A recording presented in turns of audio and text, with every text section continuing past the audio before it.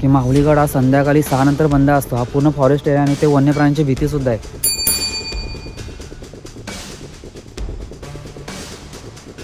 इथे आपल्या हाताची पकड एवढी महत्त्वाची आहे. जर हाताची पकड सुटली तर तिथून आपण डायरेक्ट इथे खाली पडणार आणि खाली पडून आपला ब्रेक इथे लागेल की तिथे लागेल की डायरेक्ट वर लागेल सांगू शकत नाही.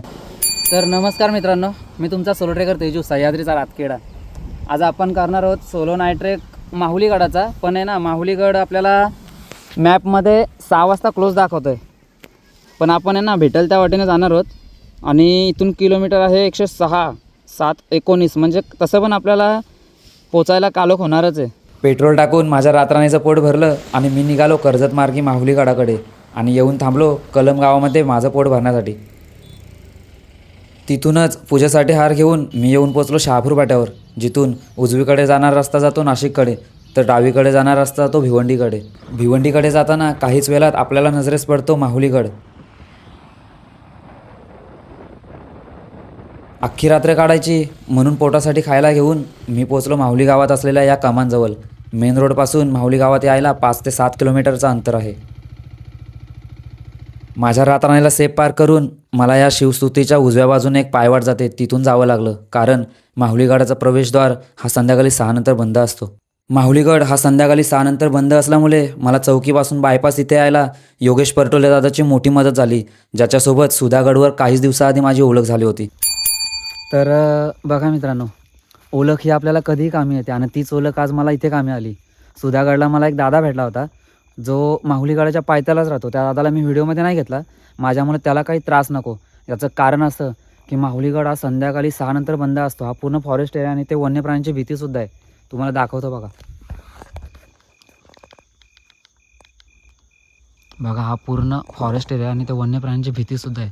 त्यात दादाने आपल्याला गणेश मंदिराच्या मागच्या बाजूने या रस्त्याने इथे सोडलं. जर आपण दिवसा आलो तर दिवसा गणेश मंदिरापासून पुढे चौकी आहे. दिवसा आपल्याला सोडतात, रात्री एंट्री नसते. जर दिवसा पुढे आलो, चौकीपासून पुढे आलो तर हा पूल लागतो. या पुलापासून हा रस्ता जातो गडाकडे आणि आपण आलोत रात्री आलोत म्हणून आपण या रस्त्याने आलो. इथून पुढे नेहमीप्रमाणे पुढचा रस्ता माझा एकट्याचाच होता, पण मी एकटा नसून चंद्र होता माझ्या सोबतीला. पुढे ही घोड्याची नाल चढून आपण पोचतो शिडीजवळ आणि शिडी चढून आपण पोचतो गडमाथ्यावर. पण व्हिडिओ तर झाली, आता मोबाईल ट्रायपॉड आणणार कोण, म्हणून परत खाली आलो. गडमाथ्यावरून पुढं आल्यानंतर 2 वाटा आहेत इथे. एक उजव्या बाजूला ही वाट तिकडे जाते आणि ही वाट खाली जाते. तर सूचना फलकवर लिहिलं आहे बघा, खाली जाणारी वाट जाते माहुलेश्वर मंदिराकडे आणि वर जाणारी वाट जाते महादरवाजाकडे. तर आपल्याला जायचं आहे महादरवाजाकडे. चला आपण जाऊ महादरवाजाकडे.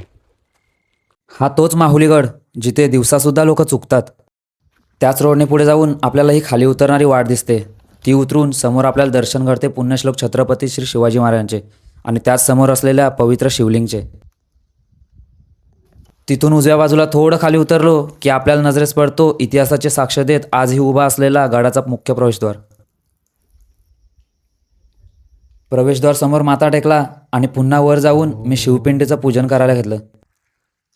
जल दूध जल असा शिवपिंडीचा अभिषेक करताना मध्यरात्री अंगावर आलेला काटा, हे अनुभव शब्दात सांगणं अशक्यच. महाराजांच्या स्मारकाचं पूजन केलं आणि टेंट नसल्यामुळं मी इथे जास्त वेळ न थांबता पूर्वेकडे सर्वोच्च टोकावर गेलो, जिथून सूर्योदय होणार होतं.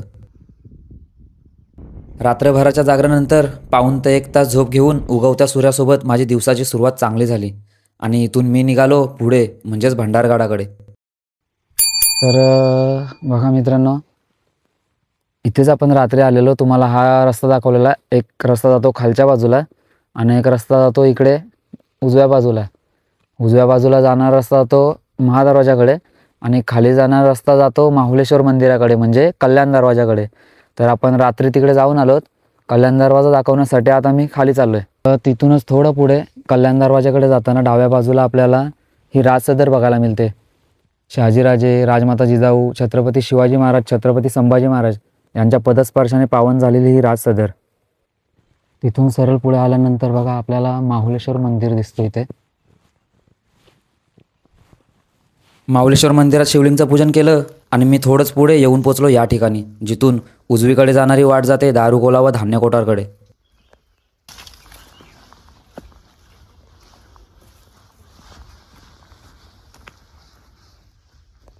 तर बघा आपण त्या बाजूने आलो महाबळेश्वर मंदिराकडून आणि इथं आल्यानंतर उजव्या बाजूला गेलो. उजव्या बाजूला धान्य कोठार आहे आणि तिकडून परत रिटर्न आल्यानंतर डाव्या बाजूला आता ही वाट जाते हनुमान दरवाजाकडे.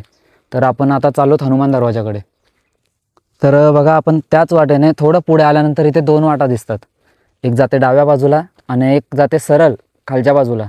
तर ही खालच्या बाजूला जाणारी वाट जाते कल्याण दरवाजाकडे आणि ही वाट जाते हनुमान दरवाजाकडे. तर आपण पहिला कल्याण दरवाजाकडे जाऊ, तिथून आल्यानंतर मग हनुमान दरवाजाकडे जाऊ. तर बघा आपण त्याच वाटेने सरळ पुढे आल्यानंतर कल्याण दरवाजाकडे जाताना आता बघा मला स्टॉप लागला आहे. तर मी कुठे उभा आहे दाखवतो बघा तुम्हाला. बघा आता मी इथे उभा आहे माहुली गडावर आणि आपल्याला कल्याण दरवाजाकडे जायला ती वाट आहे. तिथून खाली उतरल्यानंतर ही वाट जाते बघा. त्या सीडी चढून पायऱ्या चढून आपल्याला पलीकडच्या बाजूला जायचं आहे. तर माहुलीगड इथे संपतो आणि इथून चालू होतो हा पूर्ण भंडारगड. तर मग चला आपण जाऊया आता भंडारगडाकडे. तर बघा त्या सीडीयानं पायऱ्या चढल्यानंतर आहे ना आपण पुढं आल्यानंतर बघा इथे सूचना फलक म्हणजे ती पाटी लावले कल्याण दरवाजा या बाजूला. तर इथून आपल्याला खाली उतरायचं आहे.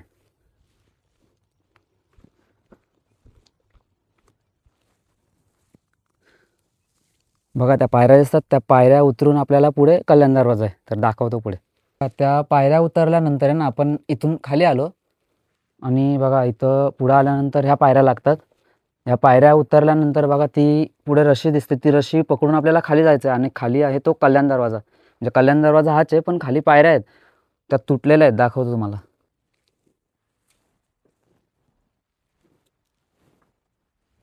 त्या पायऱ्या उतरल्यानंतर बघा आपण इथे उभा राहू. इथे पूर्ण रिस्क आहे, इथे पडू शकतो. म्हणजे मी पावसाला आलेलो पूर्ण चिकट होता. ही रशी बघा, ही रशी पकडून खाली उतरायचं आहे आणि ह्या ज्या पायऱ्या दिसतात त्या पायऱ्या पुढे जाऊन डायरेक्ट तुटल्यात. पुढे डायरेक्ट दरी आहे. तर पुढे गेल्यानंतर दाखवतो मला. तर बघा आपण आहे ना ही रस्सी पकडून खाली आलो. भाई ह्या रस्सीला आहे ना आपण आयुष्याची रस्सी बोलू शकतो. कारण इथे ती रस्सी एका हुकावर आहे. इथे आपल्या हाताची पकड एवढी महत्त्वाची आहे. जर हाताची पकड सुटली तर तिथून आपण डायरेक्ट इथे खाली पडणार आणि खाली पडून आपला ब्रेक इथे लागेल की तिथे लागेल की डायरेक्ट वर लागेल सांगू शकत नाही. तर बघा आपण इथून खाली आल्यानंतर या पायऱ्या लागतात. मी इथे पावसाळ्यामध्ये आलेलो. पावसाळ्यामध्ये या पायऱ्या एवढ्या चिकट होत्या की मी पूर्ण खाली नव्हतो गेलो, त्या कोपऱ्याला उभा होतो आणि आता तिथे आता रस्सी पण दिसते. तर आपण पुढे जाऊन बघू अजून. तर बघा आपण या पायऱ्या उतरल्यानंतर आहे ना थोडं पुढे जाऊन दाखवतो. बघा इथे पण पायऱ्या आहेत, तुटलेल्या आहेत आणि ती रस्सी बांधली ती इथपर्यंत. म्हणजे इथून आपण खाली अजून जाऊ शकतो, धरायला चान्स पण आहे आणि अजून खाली उतरायला पण चान्स आहे. पण कल्याण दरवाजा दाखवायचा होता. कल्याण दरवाजा इथपर्यंतच आहे आणि आपल्याला अजून हनुमान दरवाजापर्यंत पण जायचं आहे. तर मग आपण इथे थांबतोय आणि आता इथून जाऊ आपण हनुमान दरवाजाकडे. तर बघा आपण कल्याण दरवाजाकडून परत रिटर्न आलो. जो जातावेळी दाखवलेला सरळ रस्ता आणि डावीकडे जाणारा हा हनुमान दरवाजाकडे रस्ता जातो. तर आपण आता चाललोत हनुमान दरवाजाकडे. तर तिथून सरळ पुढे आल्यानंतर आपण इथून खाली उतरलो आणि किमान 10 ते 12 मिनटामध्ये आपण आता इथे पोचलोत हनुमान दरवाजाजवळ. थोडं पुढे जाऊन दाखवतो. हा बघा इथे अशी सीडी आहे. ही सीडी उतरून खाली गेल्यानंतर एक गुहा आहे आणि पुढे पाण्याचा टाकासुद्धा आहे. तर आता आपण इथेच थांबतोय आणि पलसगड नाही करत. आता इथून आपण परतीचा प्रवास. तर माझा हा यूट्यूब ब्लॉग आवडल्यास लाईक कमेंट शेअर करून आणखी असे सोलो डे नाईट ट्रेकचे ब्लॉग बघण्यासाठी आपल्या यूट्यूब चॅनलला सबस्क्राईब नक्की करा.